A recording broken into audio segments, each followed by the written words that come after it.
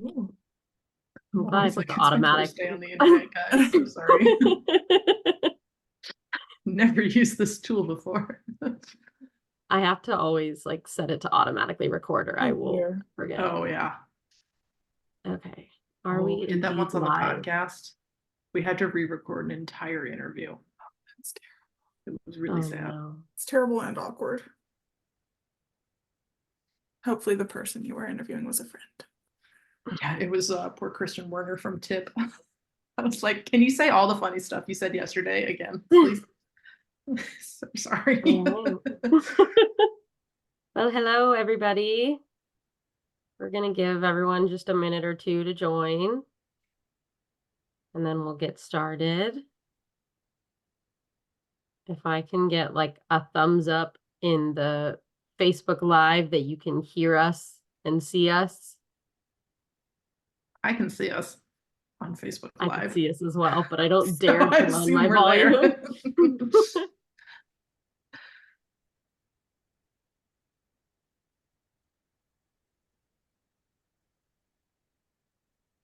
Cool. All right. Well, I'm going to go ahead and say we just jump on in because we've got a good amount of you here already. So I will get started and just say, first of all, congratulations and welcome to the Thoroughbred class of 2024. I'm Rayna Erasmus. I'm the program manager and co-show secretary for the Retired Racehorse Project. And with me tonight is Molly Hutchison, our program assistant and co-show secretary, as well as Kristen Bentley, our communications manager. Hello. So tonight's webinar will be all about everything you need to know to kick off your journey to the makeover. I'm going to start off with doing a little bit of housekeeping. Then Molly's going to expand on all of the information in your acceptance letters. And Kristen is going to talk about how to make the most out of the retraining process, as well as marketing your makeover journey. At the end, we'll hold a Q&A session and answer any of your lingering questions. Please feel free to drop your questions as they come in the comments of the Facebook Live or in the Q&A chat on Zoom. For those of you that are watching as well, even if you are so sure you know the answer to someone else's question, please don't answer it. I'm not trying to be difficult. I know you all mean well, but our rules and processes change each year, so I don't want anyone getting the incorrect information. I also know that a lot of you are going to want to ask questions that might be a bit about the nitty-gritty details of the event. And I'll answer some of those, but generally we're going to try to stick to the basics tonight as much as possible. I promise that we will make sure that you guys are well informed every step of the way over the next 8 months, but there are some things that are just not worth stressing over yet. So to start with the true basics, you all should have gotten an email today from Molly with your acceptance letter. Yay. If your portal says accepted, but you did not receive this email, please check your spam folders. And if you still cannot find the email, email us so that we can make sure we have the right contact information for you on file, because that will be our main way to contact you for the rest of the year. Molly's going to dive more into how to appropriately contact us in a minute, but I do want to stress that email is really the only appropriate way to reach us. We all, as a staff, work hard to establish a work-life balance, which is very difficult when we do, in some capacities, use social media for work. But though it might seem minor to you guys, it does make us all pretty grumpy when we receive a Facebook message at 1 a.m. on Saturday from a trainer asking about the makeover. So please don't do that. We will not answer you. On another not so fun topic, I'm going to take a moment to bring up the participant code of conduct. All of you signed a waiver that stated that you agreed to the participant code of conduct, and the information about that is in our rulebook as well. The participant code of conduct is really there to make sure that you all are being a positive ambassador for not only RRP, but for the thoroughbred breed. So please be kind and represent yourselves well. We really don't like to have to come to you all with a code of conduct violation, but we also don't want to have to hear months down the line that so-and-so violated the code of conduct, but no one came forward and told us about it. We can't do anything. We can't take action if we don't know. So please, if you do see something, you may report that to us. We do keep you anonymous. That would be through the rule violations section on the contact us form on our website. And again, we don't want to have to get to anybody about code of conduct violations, so please just don't violate the code of conduct. My goal as the program manager, as well as everybody else here on staff, is to make sure that you guys are safe and successful in your journey. And we really, really want you guys to have a good time this year. And personally, I'm really excited to welcome you all. 2024 is an impressive bunch. And I'm excited to see how things go this year. So with that, I'm going to switch it on over to Molly. Awesome. So again, welcome everyone. I'm super excited to be a part of this opening process this year, as this will be my first time here from start to finish. As Rayna said, please, please, please read the rule book. Make sure that we have your correct email. That is how you should be contacting us, as that is how we will be contacting you. Again, don't reach out to us on social media, even if it's, our more professional social media accounts. We will not respond to that. And as Rayna said as well in this chat, like, don't answer each other's questions, and also don't post questions for rules in our public groups on Facebook and such. That should really be coming straight to us. We would hate for someone to accidentally misinform another applicant and for there to be any miscommunication there. So please always come to us with questions for rules and things of that nature. Let's see. Also, please, if you have questions that are like personal in nature to your specific situation, reach out to us. You don't need to air any of your private anything on Facebook. You are always welcome to email us. It's okay if it's like, oh no, I've already emailed them twice about something. You can email us. And if you're confused by something, it's okay to email us again about the same issue if you received a response. But please do also understand that there's a lot of you and not that many of us. So if we haven't responded to you, I guarantee that we did not forget about you. So unless you're sitting on like 2 months with no response, you're just in the queue. We're just waiting to get to you. The ratio is definitely stacked against us, so it takes us a little bit of time to get back to everyone. But yeah, email is always going to be the fastest way to contact us. We have a phone number. You can use it. The phone number is just going to put you in the queue, though. You will not get to us any faster because you called. We keep everyone in the same order, so that will not put you in line ahead of anyone that has emailed us. Another note, as Rayna said, work-life balance. We all work 9 to 5. So we generally do not respond on the weekends. So there's no point in wasting your time reaching out to us on the weekends and expecting a response right away. Totally fine to email us on the weekends when you're expecting a response later in that business week. But please don't email us on a Saturday night and wonder why you're not receiving a response Sunday morning. We are hopefully not working. Let's see. That goes over all of our how to contact. We will get into some critical dates. This is all, again, I'm going through the acceptance letter, as Rayna said, so you guys, all of this information is right in the acceptance letter. We're going to start with critical dates and where to find the rule book. So Rayna has pulled up her screen to show you where we can find the rule book. Under compete, rule book, click on it. You can also keyword search, of course, in the rule book. It is a PDF document. But this will have all of your information for literally everything. It will also have all of the critical dates in it as well. Table of contents is very, very, very detailed. So you're able to kind of peruse that as well. You'll have the deadlines, your code of conduct, communications, everything. There's also obviously important information about rules based on each discipline, equipment rules, drugs and medicine rules, yeah, everything. And there's also really helpful scoring, scorecards, patterns, stuff like that, towards the back of the rule book. And again, it's all very clearly outlined in the appendix, and you can keyword search by your discipline if that's easier for you. But please always go, if you have a question, always take a quick peek in the rule book before you bring it to us, because it may save you some time and effort. And it's pretty, and Rayna puts a lot of effort into it.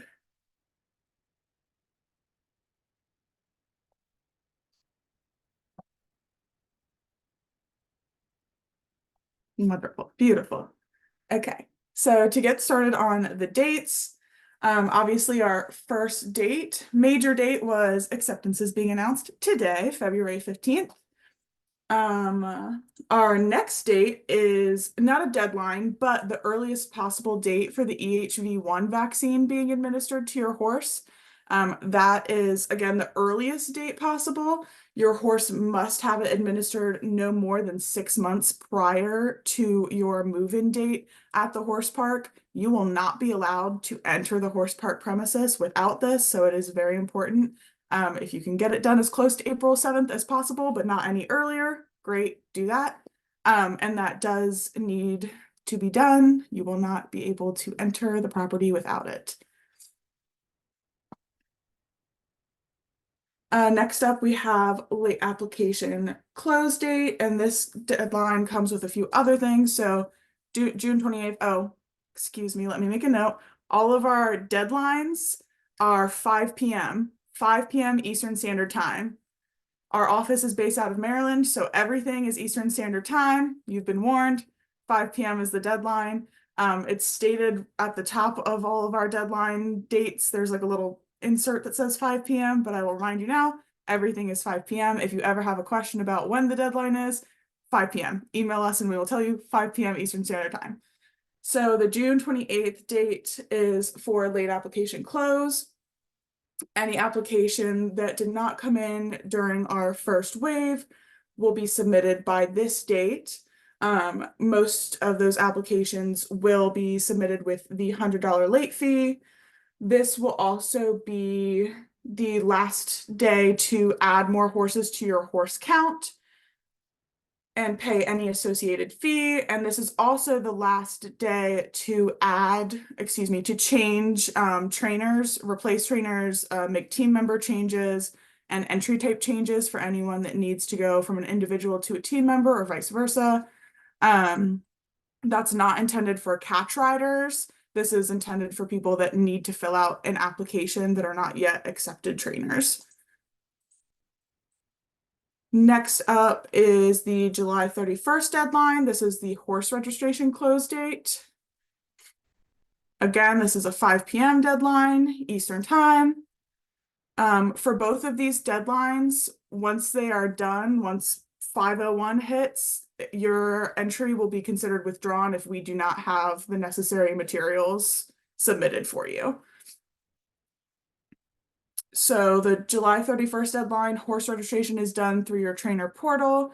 In the trainer portal, you'll be able to scroll down to your horse registrations, to register a thoroughbred, hit go, and it'll take you straight to the form you need to fill out for each horse.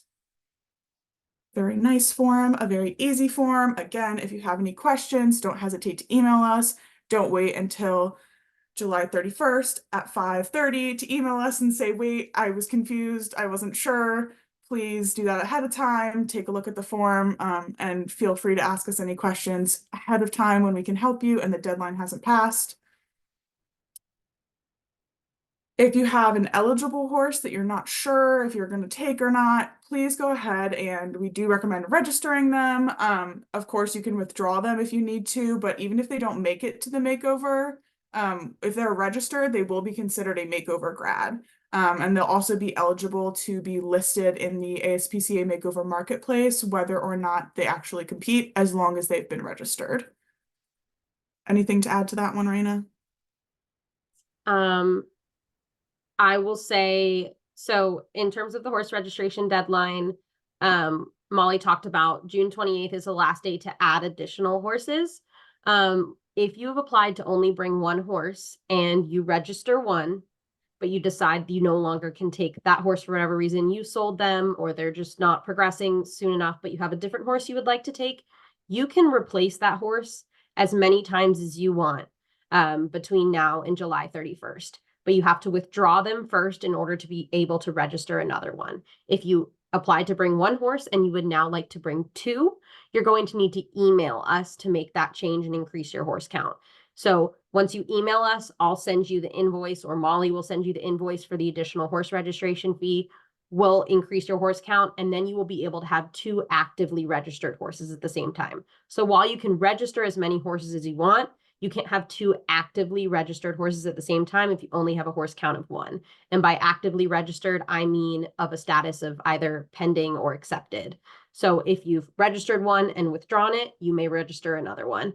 If you have a horse count of two, you can register two at the same time and have them in a status of pending or accepted. If you've already registered your horse and they haven't been accepted yet, or if you're going to register them now, please give us some time.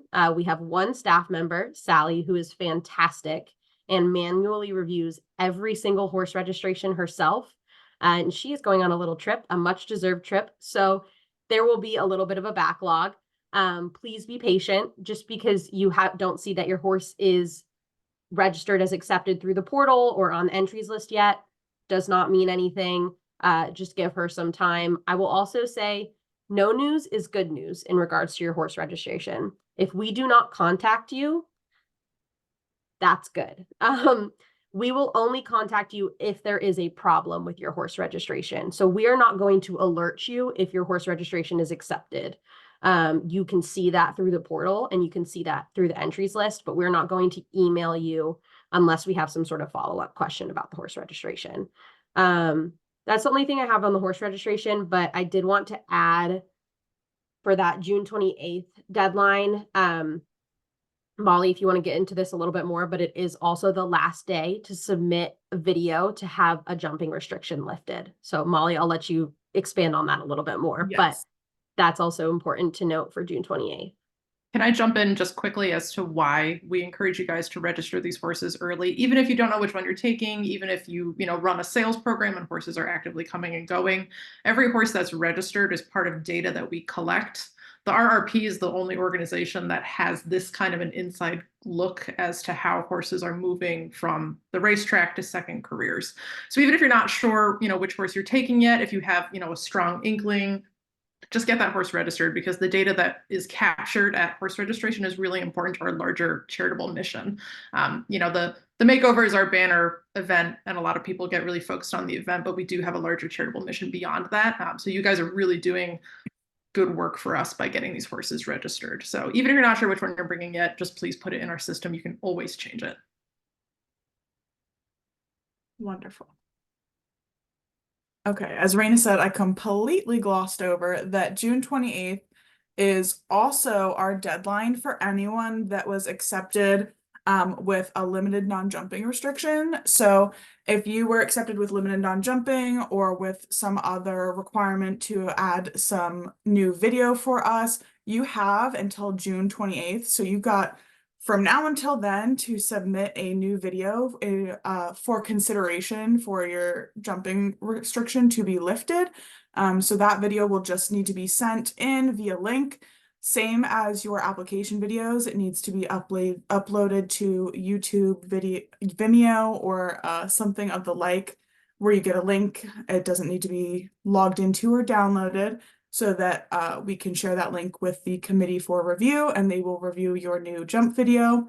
Yeah, that's pretty straightforward. And of course, we encourage people to take the necessary time. You don't need to get it in within the next week. You don't need to rush to get it in February, or feel like, you'll get penalized if you don't get it in as soon as possible. You guys are welcome to take the time, get it in May or June, as long as it's in before 5 p.m. June 28th. It will be considered, and you're not going to get penalized for getting it in closer to that close date versus as soon as possible. And it'll probably only give you some better weather to get your horses out there. So moving along, we will go back to our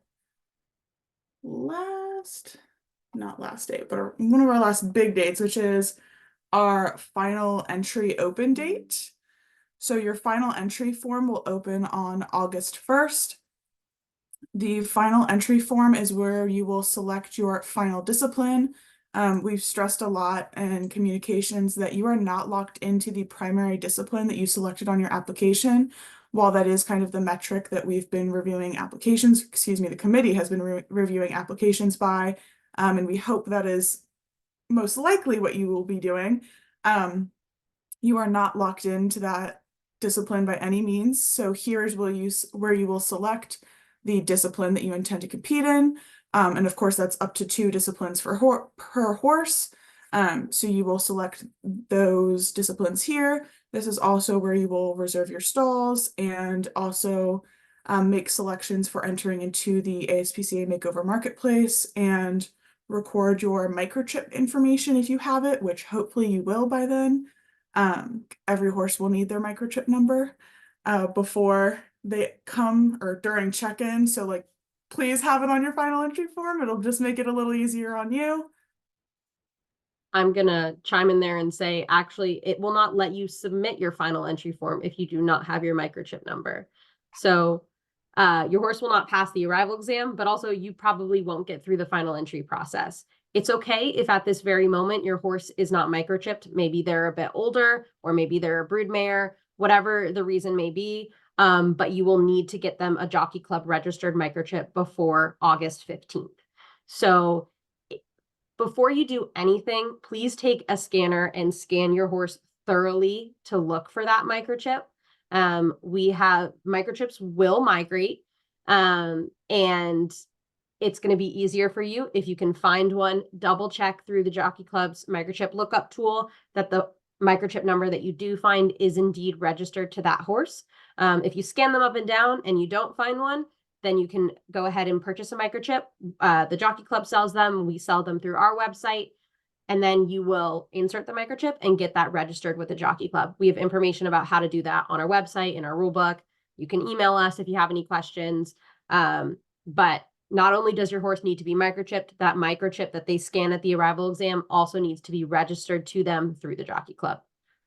And that's my piece on microchips. Please get that done sooner rather than later. It's super easy, we promise.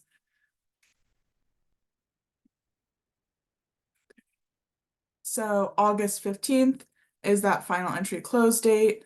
Once again, if you do not have your final entry form submitted by that date, your entry will be withdrawn. There will be several more like webinars and reminders throughout the year that will very, very thoroughly go through the final entry form. So please do not panic if you have questions about anything to do with final entry, and that includes reserving stalls and some more like Kentucky Horse Park specific information.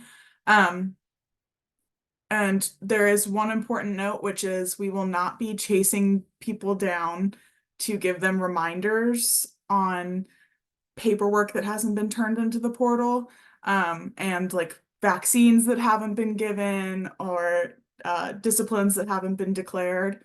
This is really up to you guys to handle all of that. And of course, if you have any questions or issues, email us, communicate with us. We're always happy to help, but we do not have the capacity to check every single person's and follow up with them on a daily or weekly basis to remind them to get this information in. So it really is up to you guys to stay on top of this and make sure that you guys can get these final entry forms in and get your horses there, because we would hate for someone to like not have their discipline declared on and not be able to submit a form, because that would be silly. Moving along. That is also, for individuals and team captains. So that means that team captains will be responsible for the final entry form for their team members. Same goes for horse registration. Sorry, Molly. Pretty much all Absolutely. paperwork. If you're watching this as a team member, you're only competing as a team member. Congratulations, you're done with paperwork for the year. If you are a team member or an individual, or a team captain, sorry, or an individual, you are responsible for every single deadline going forward. You're the one that has to submit the horse registration form. You're the one that has to submit the final entry form, all that good stuff. That's on you. A lot of weight on your shoulders, guys. All right, so September 6th is the end for final entry edits. So you guys can edit your marketplace entry, stabling needs. The final entry form is also where you will select jump heights for anyone doing jumping disciplines. And you will be able to go back and edit that until September 6th. And then our final date given here is September 23rd. That is the end date for the EHV1 window. So that is the last date for you to have an EHV1 administered, because it must be administered no less than 14 days prior to move-in at KHP. And as I mentioned previously, it can be no more than 6 months prior to move-in. So your window for that is April 7th to September 23rd. Make that note. I'm going to chime in one more time. Sorry, Molly. Another important thing to note with EHV1, you cannot administer your own vaccine. We cannot take Tractor Supply receipts as proof of vaccination. You will need proof of vaccination from a vet for the EHV1 vaccine. So if you are used to administering your own vaccines, please talk to your vet now, and make sure that they're either going to be willing with whatever proof they need from you to put that on your horse's health certificate, or that they will be administering the vaccine for you. So we're going to need proof of vaccine either on the horse's health certificate, through the invoice, through some sort of letter from your vet, but we cannot take proof from you as an individual. We need proof of vaccination between those dates that Molly just discussed from a veterinarian. Thank you, Rayna. Alrighty, so Rayna did a very thorough job mentioning the horse registration and how that will work and any communications for that when you are registering your horses and the entry management. As was stated, your horse must be registered by July 31st. If not, your entry will be withdrawn. Your registration is again in your trainer portal. You scroll down to my entries, action menu, drop down box, register a thoroughbred, click go. You will be sent to a form. You will fill out the form for each horse you are registering, whether that be 1 or 2 or 3. Once everything is submitted, it will be reviewed by the lovely Sally. And you will likely not hear from us, hopefully not hear from us, unless there is an issue or a clarification that needs to be made. Once it is submitted, and everything has been reviewed, it will be updated and you will see that listed on your entries. Your thoroughbred will be listed there that is registered. And again, you will notice a note in your acceptance letter that your team captains, for any team members, are responsible for registering the team horses and uploading all documents, completing the final entry form, and all other paperwork. The entry section is also where you will be able to report a horse as sold or withdrawn. And you can also add things like photos and stuff like that to your horse's profile. So if you have a horse that's in training and it sells before, obviously, please let us know. If you have a horse that you decide to pull from training and you need to withdraw, this is where you would do that as well. Of course, you're welcome to double check with us if you have any questions. And we also have a sale horse icon. So if you notice a green horse head logo, it'll be the horse head logo, but it'll be green. Next to any entries, that is a horse that has been listed as potentially for sale. So once final entry period closes, these are horses that will likely be entered in the ASPCA Makeover Marketplace. This icon will be displayed next to them, indicating that they're for sale. And as you can see, we have a lovely little chart to let everyone know what these icons mean: for sale, former broodmare division.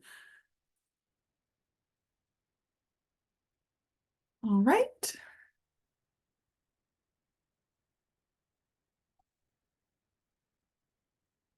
Wonderful. Okay, we can move along to microchip and health requirements, unless you have anything else you'd like to add here, Rayna. Perfect. All right, So as Rayna said, microchips are important. Please scan your horse. They like to move around and hide from you. It's pretty easy to miss them, so thoroughly scan your horse. Especially if you have a Canadian bred, check the nose. We found this out. Don't ask us how we found that out. In Canada, sometimes they're putting the microchip in the like muzzle up here. So yeah, if you have an Ontario bred or Alberta bred or anywhere else in Canada bred, scan this part, not just the neck. Thank you, or the leg, Kristen. or wherever else they go. They go everywhere. Just scan the face, everything. Yeah, just scan the whole horse. Yeah, scan the whole horse, nose to tail. Thank you, Kristen. I completely forgot that was a thing that happened. But yeah, they do like to migrate. And of course, like we understand most of these horses, some of these horses that are older are tattooed. They still need a microchip. If they likely won't have one, still scan them to double check, then acquire a microchip. Super easy to do.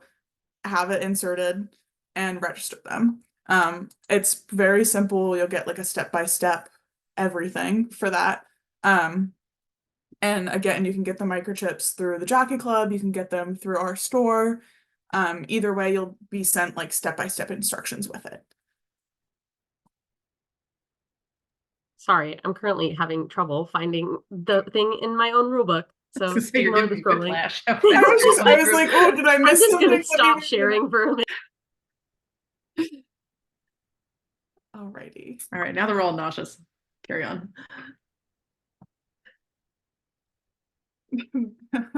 Oh, we need Rayna to find it for us. All right. Is there more should I pause so we can go over? No, you keep Okay, going. I'll carry on. Okay. All right, so again, I'm going over the microchips and health requirements in our acceptance letter here. So, of course, we have continued throughout the years updating all of our policies regarding horse identification with the microchips, as well as soundness and wellness. So in addition to the current Coggins and health certificates, we also require each horse entering to pass an arrival exam. Any of you that have competed before are very familiar with this. Anyone new, I promise it's not scary. And for the arrival exam, you do perform a jog. It's just at the walk. Only people competing in the finale will do an actual jog at the trot. So we have a list of requirements here, and your horse will have to meet the following standards: minimum body condition of 4, microchip. And again, like they will scan your microchip and be like, yes, this is that horse. So it will be double checked. Your horse must be vaccinated for EHV1. The horse must be sound in hand. That is at the walk, but we hope that your horse is sound in hand at more than the walk. And your horse has normal vitals and is free of any major signs of swelling or blemishes that could impede performance. It is also strongly recommended that your horse is fully vaccinated in accordance with the AAEP core vaccination guidelines. I could not tell you what those are off the top of my head. Please follow the link that is hyperlinked in your acceptance letter for more information on that. Trainers should familiarize themselves with all of the policies listed there and the arrival exam procedure. That is all found in great detail in the rule book. Your veterinarian will also be super helpful in this process. Hopefully you have a great relationship with your veterinarian. We hope that for everyone. And they should be able to answer questions for you. That's also a great resource. Talk to your veterinarian about your horse's body score. Make sure you're aware of that before you go. That's not something that everyone thinks about or thinks to ask about. But if your horse is not a body score of 4, they will be turned away. And we understand that obviously there are horses coming from different backgrounds, and we understand that, you know, horses may have different digestive needs that could affect their body score very easily. But no matter the situation, they need a body score of 4. So please do start thinking about working with your vet, making sure that your horse is on the proper care plan for them, proper nutrition, all the good stuff that I'm sure you all are already like on the track for. But take a look at the guidelines and make sure that you have communicated with your vet so that they can help you and be a really successful resource for you moving forward with these guidelines. Anything else you would like to add from rulebook, Rayna? Okay. All right, lodging and reservations. So you guys better be making some reservations as soon as possible. I'm sure that camping and all of the such, RV camping and all of that is probably getting pretty booked at KHP if it's not already booked. So please start looking into your travel plans as soon as possible. We want everyone to have a very comfortable and happy experience, and we would hate for anyone to be scrambling or worrying about where they're going to stay. Stabling arrangements, as we said, are not made until August, and those will be handled through RRP if you are stabling at the Kentucky Horse Park. So you don't need to panic about that if you plan on keeping your horse at the horse park during the makeover. We understand that turnout is key to a lot of horses, and there are ample layover facilities in the area. So if you have a horse that's not going to be comfortable without lots of turnout, there are layover facilities that will be a very good option for you. That's something that you should also start looking into sooner rather than later.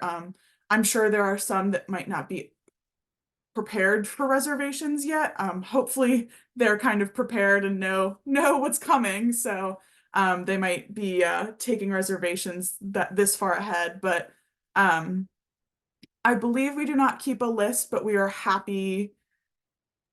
So that's something that I would recommend searching in the Facebook group for. There's going to be tons of recommendations for good layover facilities in Lexington and by the horse park. You can certainly start your own thread for it, but there's also plenty of existing threads with recommendations for layover facilities. Wonderful. Yeah, and they do have... I know we're doing Q&A later, but there is a relevant question from Ellen in the Q&A too about what dates people should be looking at to travel in, which I think is actually probably helpful to let people know now so that they can go out and book those hotels and Airbnbs. Yeah, so that's gonna depend on it. That will vary a little bit person to person, I will say. If this is going to dictate how, like, if when your horse moves in is going to dictate when you move in. Horses are not going to be able to move into the Kentucky Horse Park for our show until after noon on that Monday. So I would at least, start your reservations on Monday. Is that the 7th? Is that what you're saying? I'm leaning over here to look at my calendar. That's what I was sorry. So noon on Monday will be when stabling and check-in opens at the Kentucky Horse Park for the Thoroughbred Makeover, the 7th. So you might want to come in on the 7th, or you might want to come in on the 6th and have your horse at the layover facility, or if you're using a commercial shipper or someone that's getting in on Monday, you get in on Sunday, you have all your stuff and you're ready to go and meet them there at the horse park Monday afternoon. And I just immediately lost my train of thought. There it is. Okay. The earliest you can get to the horse park, the better. We'll get into this way later in the year, but when you check in, you're going to have your arrival exam, and then we offer ticketed schooling in the competition venues on Tuesday. So you're going to be much better off if you can get there at noon on Monday, beat the rush. It's almost always very quiet at check-in at noon on Monday, and very busy right before check-in closes on Monday evening. And then it's very, very busy Tuesday morning from everyone that got in Monday night after check-in closed. So my suggestion to you would be able to get your horse at the horse park right between noon and 1 on that Monday. That'll give you plenty of time to get your arrival exam done, hack around the horse park, get them used to everything, maybe get in some of the warm-up arenas, and then you're going to have all day to do your ticketed schooling on Tuesday. So that answers when to move in, hopefully. As for move out, I would personally recommend booking your reservations through Sunday, because many of you will make it to the finale, hopefully. And if you don't, there's going to be plenty of things for you guys to do at the horse park and watch, and more experiences to give your horses. So I would recommend booking your reservations through Sunday. Move out will be Sunday morning. hopefully that answers that question. So like you there really are answered. also round pens available, but I believe I believe they are probably already booked. You are welcome to go into the Facebook group and see if there's anyone willing to share, or parcel out some time where maybe you can rent from the rented, and see if they might be willing to let you take some of their round pen time. But yeah, that's it in terms of my horse That's turnout time. yeah. And I was going to say that, and that round pens are through Deaver. That's not through us. You can Yes. also contact them and get on their waiting list or see if maybe there are some still available. But those tend to book up a year in advance. And it's not us, we promise. But they are truly round pens. So if your horse needs turnout, chances are the round pens are not going to be sufficient. And labor facilities are great. So take a look at that if that's what you need. Let's see. Yep, and we have Deaver's information right there in your acceptance letter as well. All right, moving along. We also have an exciting fundraiser, Make the Makeover fundraiser. So we are inviting you all to this very, very fun new concept. This year, this is a trainer exclusive fundraiser. All trainers are going to be eligible for this. You will have the opportunity to raise $1,000 or more. More would be cool. Doesn't have to be more though. For the Retired Racehorse Project. And if you are able to do that, you will have your entry fees refunded. This can also be applied to a future year 2025 application. So all eligible trainers have the opportunity to get their entry fees back, which is a $350 value. More information about that will be coming out shortly. If there's anything else that either of you would like to add at this time, please go ahead. I'll get into that a little bit more too when we Thank talk you. about incentives and fundraising in a bit. Perfect. Okay, that's all I will say about that for now. We do have the closed trainers only Facebook group. This is a great resource. We, the RRP staff, are admins for this group, and we also have some volunteers who help us keep an eye on this, make sure everyone stays on topic and it's positive and it's appropriate. We do have the right to remove posts as we see fit, just so everyone's aware, and also comments that are not in the spirit or are distracting from whatever the intent of the post is and what our group is. We of course want you guys to share and be able to have good camaraderie, but we all also want everyone to be appropriate and positive towards each other. This is obviously a very uniquely positive and fun show environment, and we love that it's that way. And we love that this is a group of trainers that are really into collaboration. So we just want it to be open, positive collaboration. Let's see. Couple notes on that too, as we've been going through and approving people today. We ask a couple of questions when you first join that group, and I know most of our participants tonight are on Zoom, so I'm going to assume that a good chunk of you haven't joined that group yet. Please fill out those questions because it makes it really hard for us, especially if you're on a team or your Facebook name is different from your trainer name, or you are the parent of a junior or the trainer of an amateur or the owner of a horse. Like if you don't fill those questions out and we don't see your name on the entry list, then we just assume that you're just someone trying to get into the group. So I think we may have rejected people that actually need to be there because they didn't fill the questions out. So those are helpful for us. I know the RRP, all we seem to do is ask you guys a million questions and have you fill out a bunch of forms, but I promise you it's all relevant information. Yeah. So please fill that out. There's a couple people like sitting and pending right now because I'm also in the webinar and just don't have time to go take a deep dive to cross-reference to see who you are.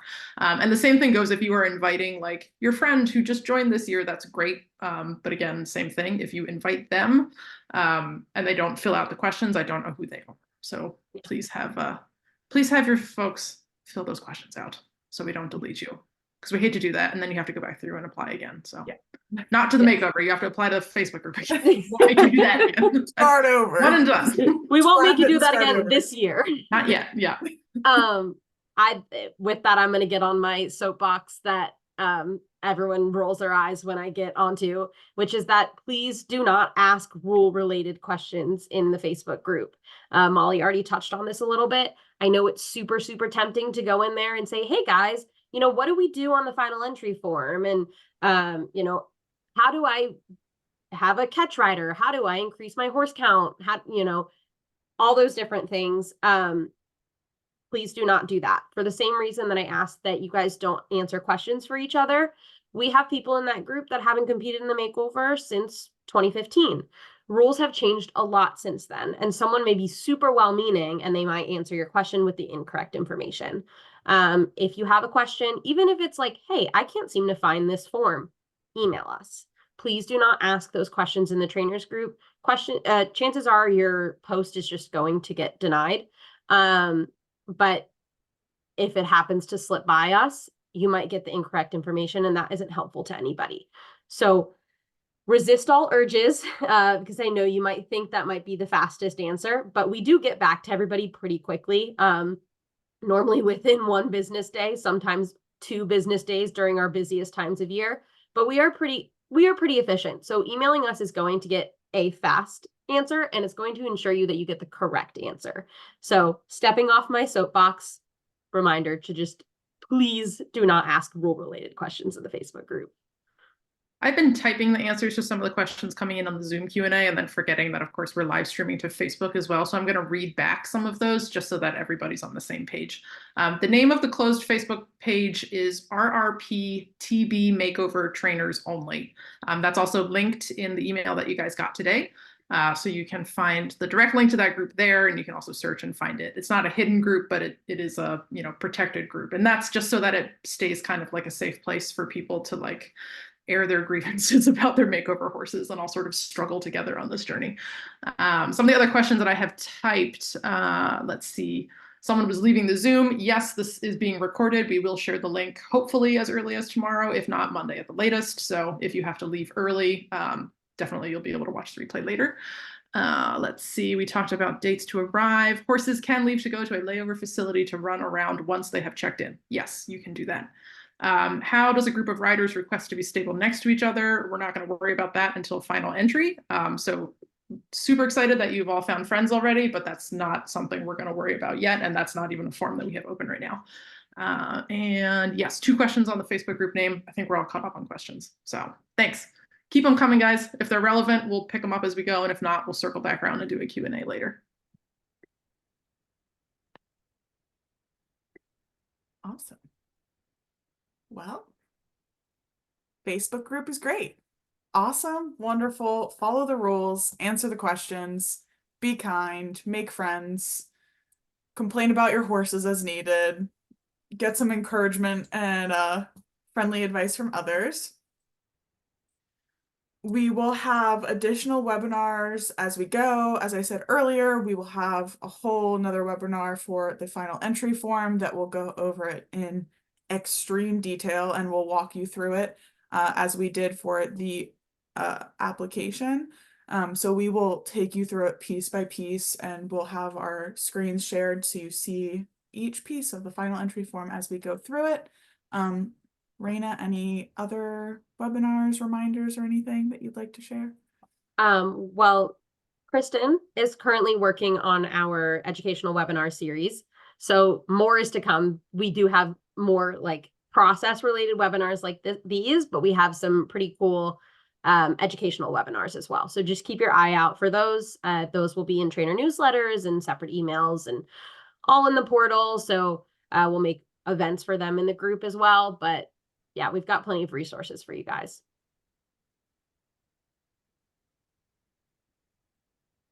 Do you have anything else, Molly? I think that's it for me.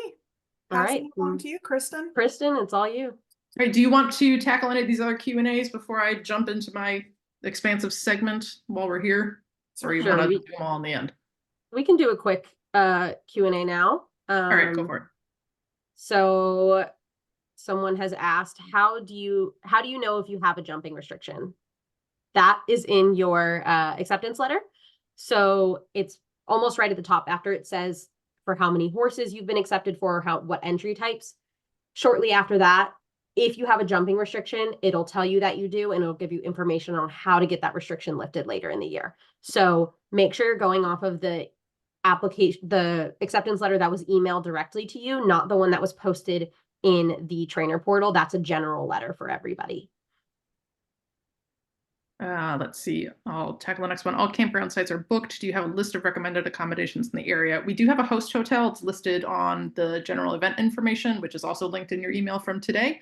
If you are still looking to camp, I think the best way to probably go would be to crowdsource that one in the trainer group. We don't go through and list all of the local campsites, but there are plenty. So, you know, you can ask around and see. I do know that the, what's it? It's not, is it called rustic camping? Primitive camping. That Yeah. was close. That if you know, if you have a generator or you can, you know, rough camp, I know that tends to be always open at the horse park, just as a suggestion. But otherwise, yeah, ask around and you'll get plenty of recommendations. Will webinars be announced in advance by email? Yes. We will try to get that out to you well in advance. And those are also always recorded. So if you miss them live, you can catch the replay. And I'll let you tackle the horse eligibility question, Rayna. That's a good question. I'm looking at a horse they say is RRP eligible, but he never raced, but is currently still on the track, just not fast enough. How does that work if he's never raced? So a horse doesn't need to have raced. They need to have a published work. They need to have a published workout or a race or both. So if he's in training on the track, he might have a published workout. If you email me, I can look that up for you. So email me with the Horses Jockey Club. I'm happy to check that for you. But that is also a very important thing to note, that just because someone advertises a horse as RRP eligible or makeover eligible, it is up to you guys to do your due diligence and make sure that that horse is actually eligible. Not everyone knows that what those eligibility requirements are. So please don't take someone's word for it simply because it's in a sales ad. And we are happy to help you guys vet that and make sure that a horse is in fact eligible. If you would like to email us and with the Horses Jockey Club name and whatever other information you have. All right, now I'm going to jump in before we get more questions, but we will circle back again at the end. So keep questions coming, guys. We are happy to linger and answer them all night long. So I'm Kristen Bentley. I'm the communications manager for the RRP. I've been here for 5 years now, but I was also a makeover competitor first. So I have been in your shoes and I know the joys and the ups and the downs and the struggles and the tears and blood and sweat and all of that. I still have my makeover graduate, Jobber Bill. You'll see lots of him in the Facebook group because I use him as the like obligatory launch photo for just about everything.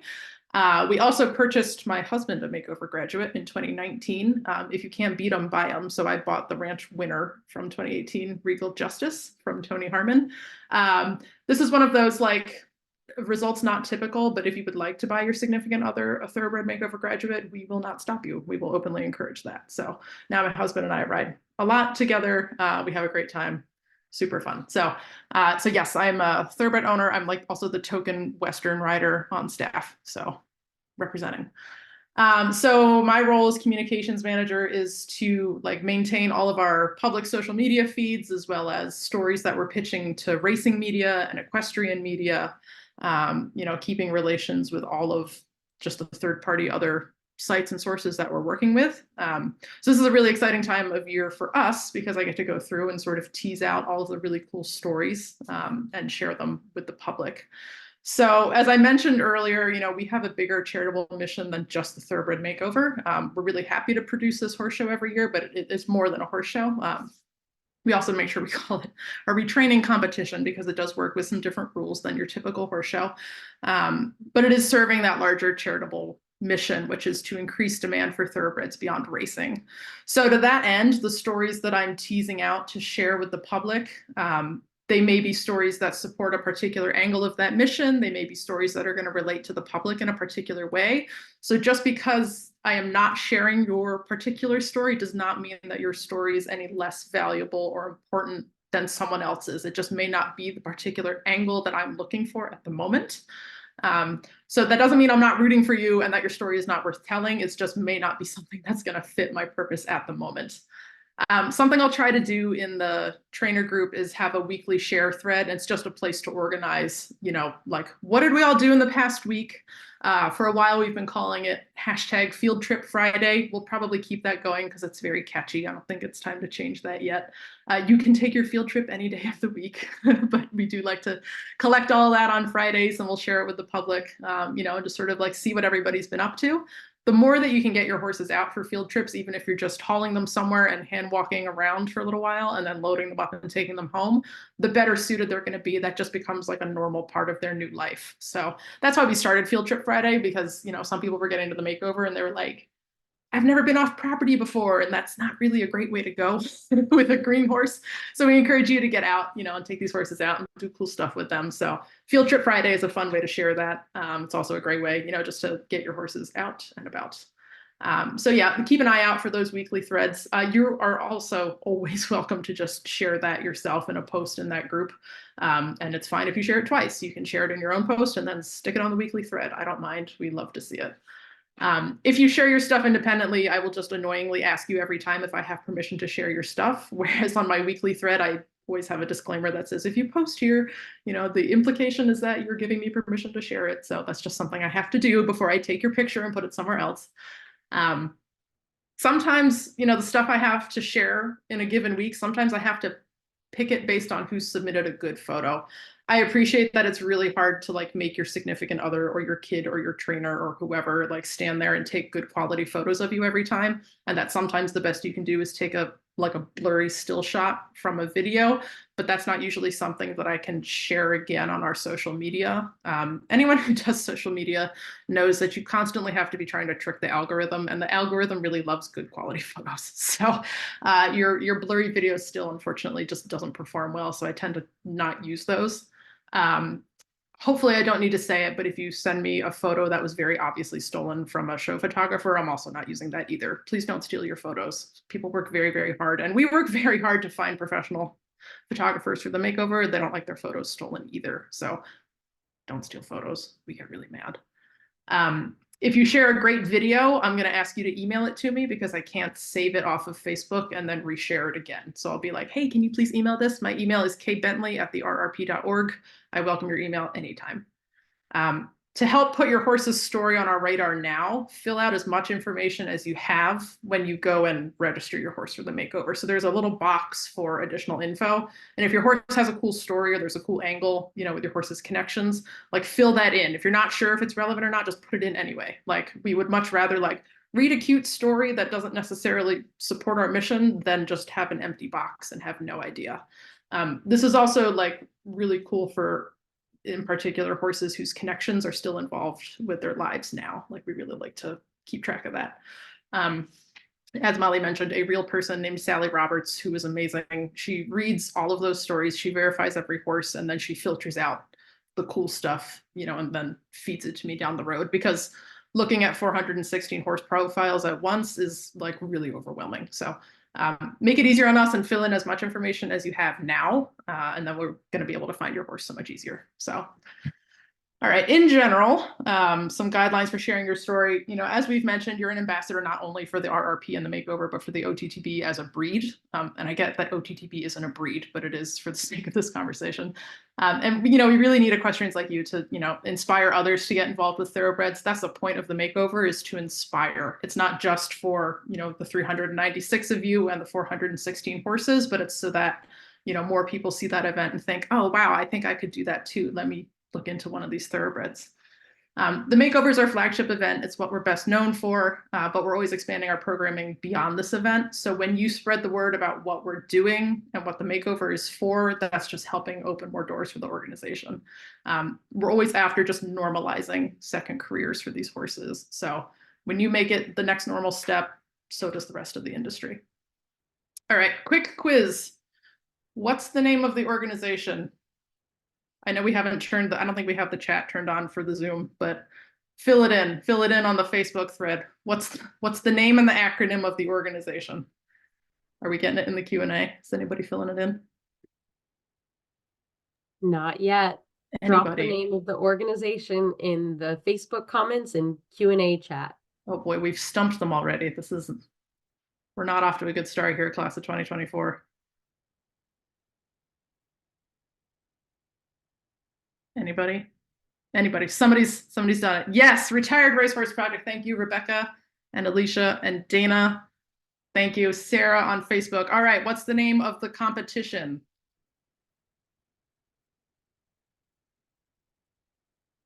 I'd like to imagine everyone's typing.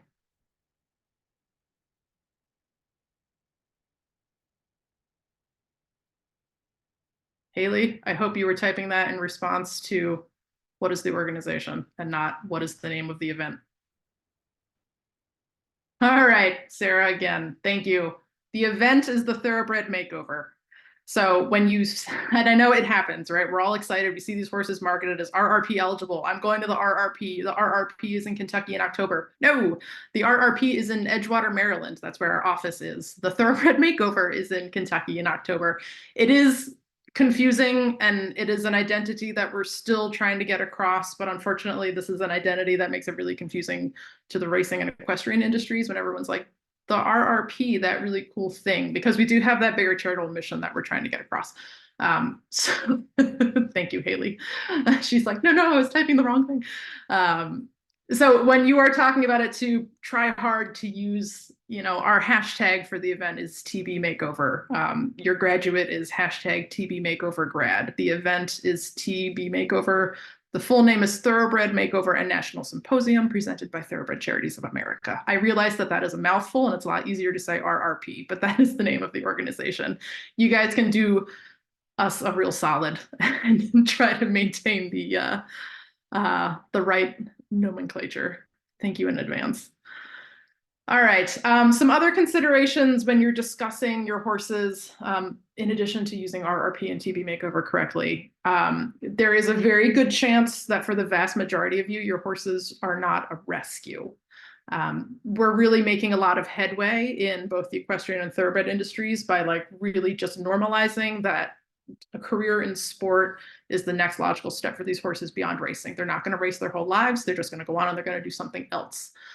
When well-intentioned but misinformed equestrians tell everybody that they rescued their thoroughbred, when in reality they went and bought it from its previous connections, that's not going to do us a whole lot of good. That's kind of like that. That's just like a bad.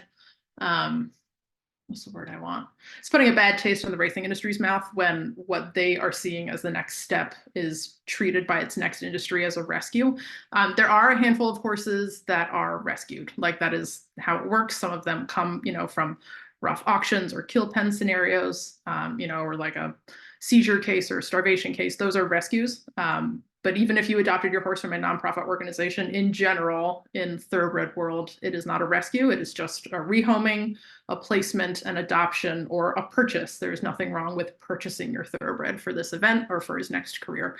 So we're making sure that we keep that narrative going in the right direction. Another narrative that we try to stay away from, just as an organization, is that whole redemption.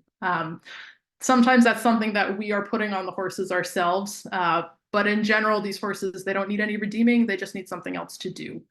So that's a narrative that we try to stay away from. We're also really, as an industry, we've moved away from this, but the narrative, and this is generally something that you have to keep in mind when you're pitching your story to local news media.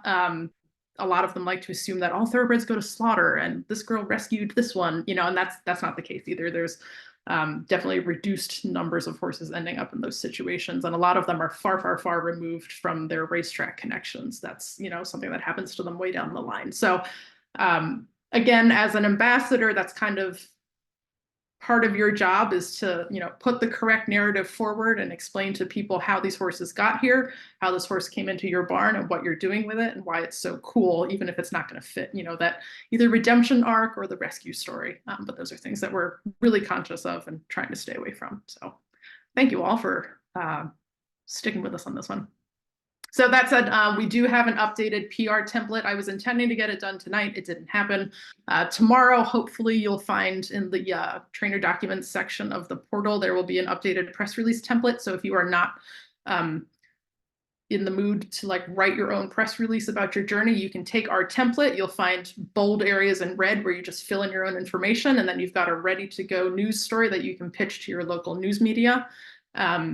Generally, it works best if you can find an actual person to send that to, but I submitted mine just as like a regular form in 2018 to our local paper, and they were like, cool, and they ran it on the front page of the sports section. So that was really neat. That also works well if you have photos to pitch with that story. So in that case, you may want to wait until like late spring, early summer, maybe when your horse is shed out and looks a little bit nicer, unless you're one of the lucky few living in the sunny South. I waited and I got pictures taken in July because I live in New York. So everything is really hairy and gross looking right now. And that just doesn't look very good on the front page of the sports section. So if you can provide a good quality photo, you know, something from the show ring, or at least your horse looking slicked out and fat and sexy, like that's the way to go. You can also pitch these stories to your local or regional horsemen's groups, newsletters and clubs. They love stories like this, and like go for it. Like go for your local or regional TV news. You know, invite them out to your farm to do a little feature. You're just going to really have to shepherd those people away from that redemption narrative storyline, because that's what they're going to latch onto. So. But yeah, if you guys get local coverage, definitely let us know. We'd love to keep track of stuff like that and cheer you on. And if you need any, you know, help or support making a pitch, shoot me an email because I'd love to help you out. Let's see. We will have a couple of additional public opportunities. As a side gig, I'm the co-host of Retired Racehorse Radio. I did see today in the Facebook group that some people were listeners, so that's awesome. Thanks very much. Now you know what I look like too, in addition to what I sound like. But we will be doing our Making the Makeover series again this year, and we'll be looking for probably 4 trainers who are good at talking and want to pitch their story and you know, be pretty honest about the realities of their journey throughout the year. So we will have a link with a form coming out pretty soon. I think what we're going to end up doing is probably compiling a list of opportunities and probably emailing it out next week. I know we mentioned the trainer fundraiser, which I'll talk about again here in a minute, but we're going to be launching that via email next week. And I'm hoping that I'll have a full list of opportunities to email out with you guys at the same time. We should have some other blogging opportunities from both equestrian outlets and racing outlets that have hosted blogs for us in the past. So I'm going to be working on them in the next few days to get that together for you guys as well.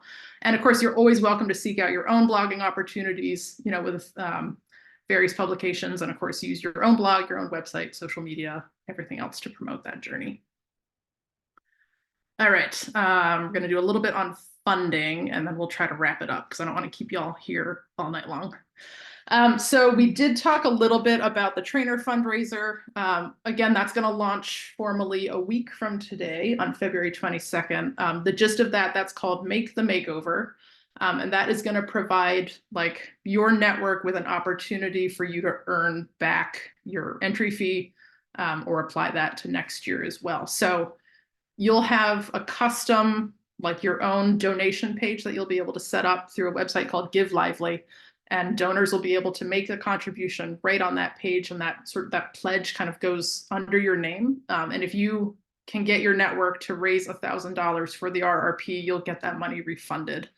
So that can be really, really helpful. You know, if it's something that, you know, the entry fees are what they are, you know, and we know that, but, you know, we're always trying to find opportunities for you guys to be able to, you know, pay your way and find ways to defray that cost. So I think this is going to be a really cool opportunity. There will also be a top prize for the top fundraiser. That will be revealed next week, but it is a good one. So keep an eye out for that email on the 22nd.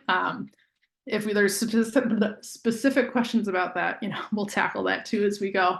The advantage with that is that that's going to be a tax deductible donation for your donors. You can also just solicit help, like straight up help from people in your network too, and say like, hey, do you want to help me, you know, raise my final entry fee? If you get 5 friends to each give you $20, that's $100 right there. That might be a harder sell for you because people don't necessarily like to go around and just be like, hey, you want to help me pay for a horse show? And that's where we set up that trainer fundraiser, because it's a little bit of an easier sell to say, hey, can you contribute to this organization that's doing good work in the thoroughbred industry? And also that will help me earn my way. So that's a little bit, that's just 2 different routes you can go.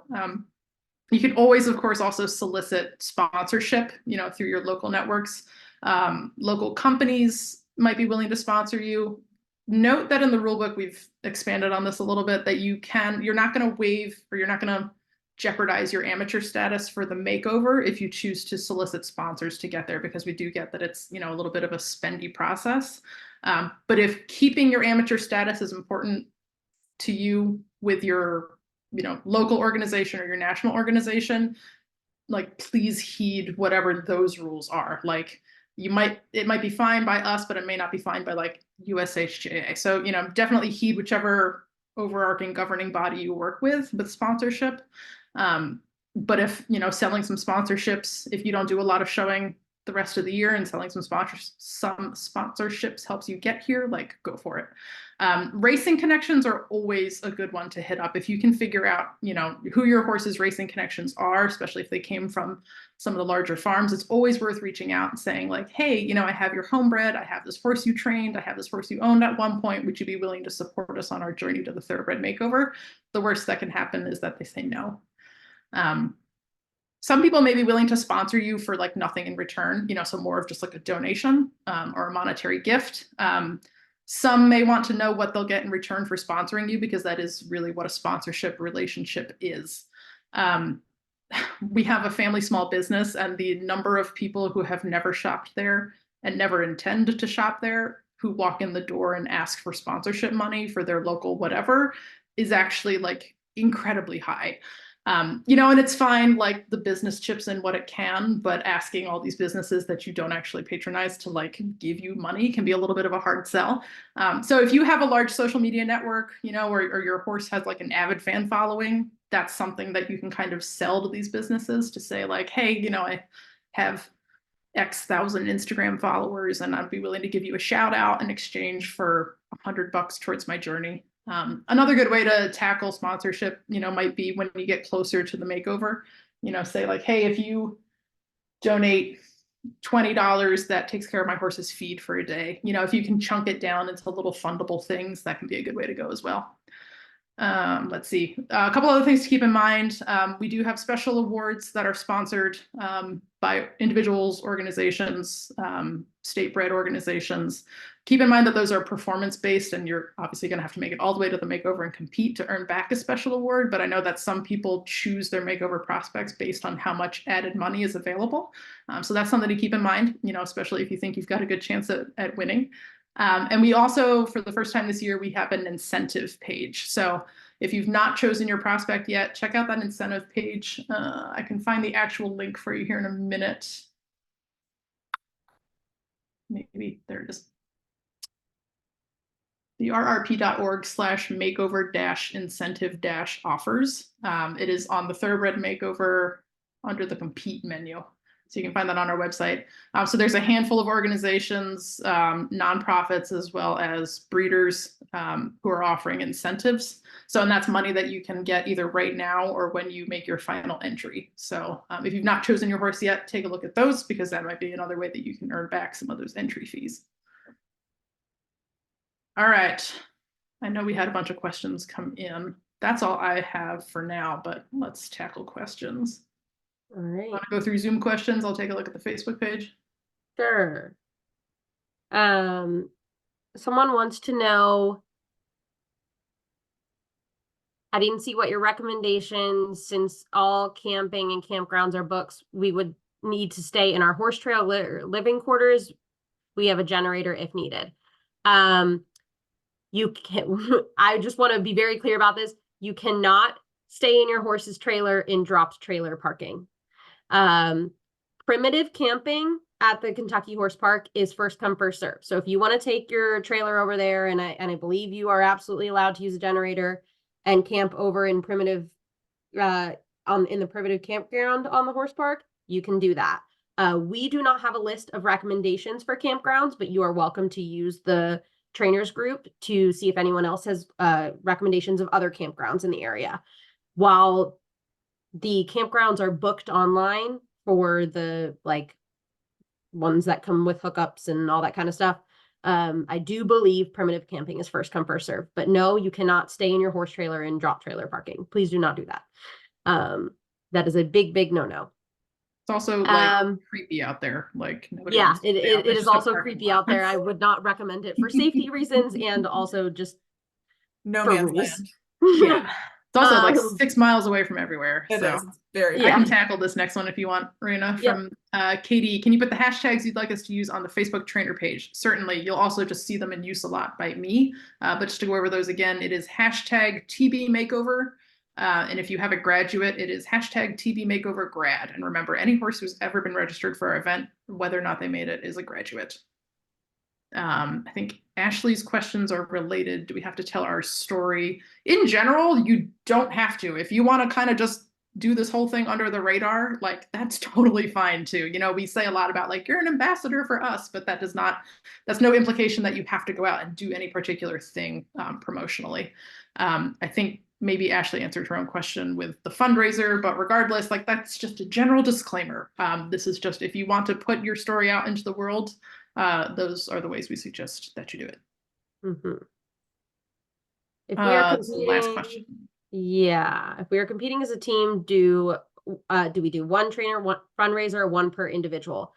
It's similar to everything else, only the team captain would be in charge of the fundraiser. So you guys can obviously promote it together, but your team captain would be the one with the Give Lively link.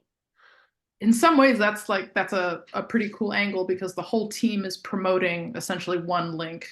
Yes. You know, so you guys can kind of like divide and conquer your efforts there and get to that $1,000 threshold and earn back those fees. So that's actually pretty slick for teams.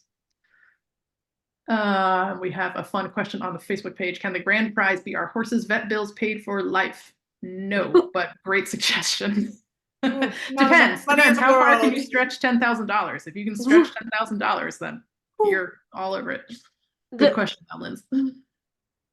If only. Well, yeah. And with that, I'm gonna just put a general call out for last call for questions. We'll give you guys a minute or two. So if you have any questions that you guys would like to ask Kristen about marketing or being successful to get to the makeover, or just general rule questions, you have all of us here now.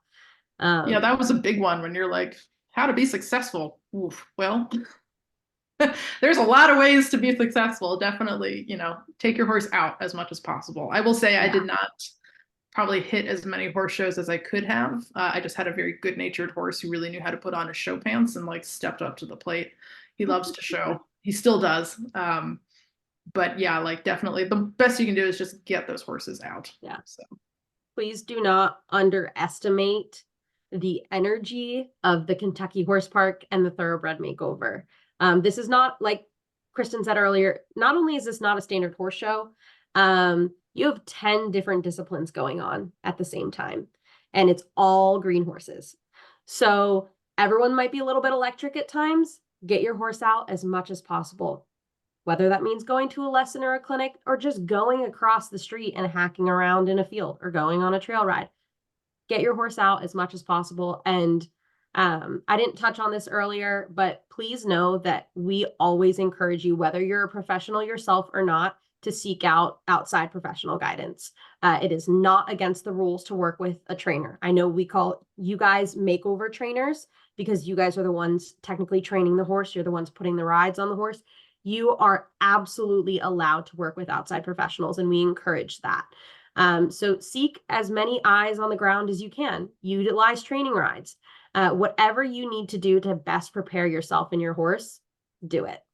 That also includes, you know, you can send the horse to another professional for rides. Like there is no rule. Like some people want to apply a rule that like, you can't do that. It's cheating. It's not cheating, you know, especially if you have a challenging horse or you feel more confident if someone else works that horse for 30, 60 days, like go for it. We just want you and the horses to be successful. Yes. Chantel, I think all you missed, Chantel, between us just giggling about another comment on the Facebook page is just hit up those field trips. That's what we were getting at. The outings don't have to be anything elaborate. You don't have to go on horse show every weekend because most of us don't have enough money for that.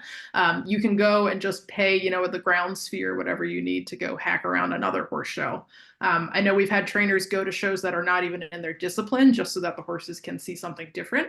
And I think that's really cool. Like, I don't care if you're hacking around a game show in your dressage saddle. I think that's neat. You know, I think it's good cross training. So and it's great exposure because your dressage horses are going to see cows in Kentucky. So Get them Yeah, they out to may. seeing all kinds of funky things and different tack, and your Western horses are going to see horses jumping, and that kind of stuff. You don't think it would freak them out. Sometimes it does. So get them out My everywhere horse and is everywhere. bucking 8 times. That's amazing. Yeah. Question from Michaela. Where or what are the best resources to explore discipline options? So the disciplines we offer are all listed in the rule book. And it is not like the ranch work discipline. Every section will tell you like what is expected in that ask at the makeover. So like our discipline is called ranch work. It consists of a ranch riding pattern and a ranch trail pattern. So you're not entering one or the other, you're doing both.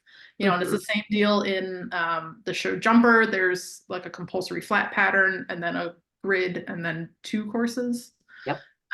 And same thing in dressage. You will ride a test and then you will ride demonstration. What is it called? We call it the demonstration ride. The demonstration ride. Yeah. So it's not yes. a like one or the other. Like that is the discipline, that is the competition. So the rule book is your best place to start. Yes. Michaela, hopefully that answers your question. Yeah. The best place to explore discipline options is the rule book. You've got 10 options. I held up 5 fingers. You have 10 options. And anything you need to know about the layout of those will be in the rule book. And if you have any questions beyond that, you can email us, but the format is there. And what Kristen was getting at, we don't have classes, we have disciplines. So you enter each discipline in its entirety. Of course, if you get there and you had entered show hunters, let's say, and you're like, you know what, my horse is not handling this well. I think we can do the under saddle, but I don't think we can do the over fences. You're not going to end on a score, but talk to the stewards. We are known as the happiest horse show on earth for a reason. If we can make sure you get something out of your experience, we're going to do that for you. I'll let you tackle this one, Rayna. Wanted to confirm, as long as your emailed letter does not state you are jumping restricted, your video was accepted. Is that correct? That is correct. If there is not a jumping restriction on your acceptance letter, you do not have a jumping restriction. If you'd like to double check, you can always email us and we would be happy to confirm that for you. But you are correct on that one. Oh, I love this question. Ellen's question. I'd be happy to answer Ellen's find... question. Go for it, Molly. Yeah, Ellen, this is Molly's. Yes, this is my area of expertise as a chronic shopper and the manager of our store.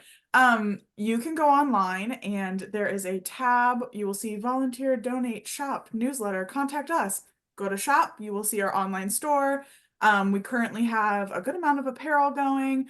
We will also have a decent sized restock towards like end of spring, and then there will also be a lot of gear at the makeover available for purchase, but we always have stuff available on the online store, so keep an eye on that. Our logo wear is legendary, and for those of you that didn't catch it, the question was, where can we find Thoroughbred Makeover gear to wear? I got so excited I didn't read the question. So sorry. But yeah, our logo wear is mostly Ariat brand items with our logo wear on it, and then we also have like t-shirts and unisex sizing for t-shirts as well. And we also have some really fun like accessories and smaller items. We have decals, we have bandanas. My dog wears a bandana almost every day to work, so there's definitely little things, big things, something for everyone if you want to have a little something to remind you of your experience. Yeah.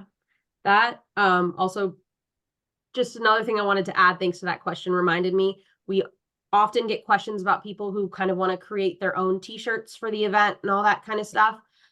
We no longer, due to a lot of other companies taking our logo and committing copyright infringement, we no longer give out that logo for use. However, Taylor Weinhold at THW Monograms has permission to use our logo, and she is happy to create custom logo wear for you. So if you are wanting to create a t-shirt for the makeover, whether that's part of your fundraising journey or just something you want to do for fun, you can do special orders through Taylor, and you can email secretary@therrp.org, and I'm happy to share her website and information with you if you can't find it on your own.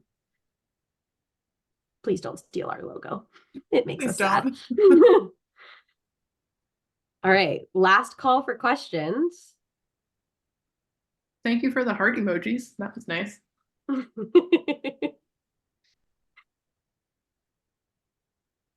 All right, if you are watching this on replay and you've made it this far and are still watching and you have questions that were not answered, please email secretary@therrp.org.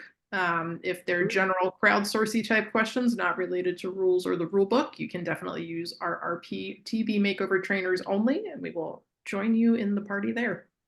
Yeah. All right. Well, thank you, everyone. Once again, congratulations, and wishing you all the best of luck on your journey to the makeover in 2024. Good night. Good night.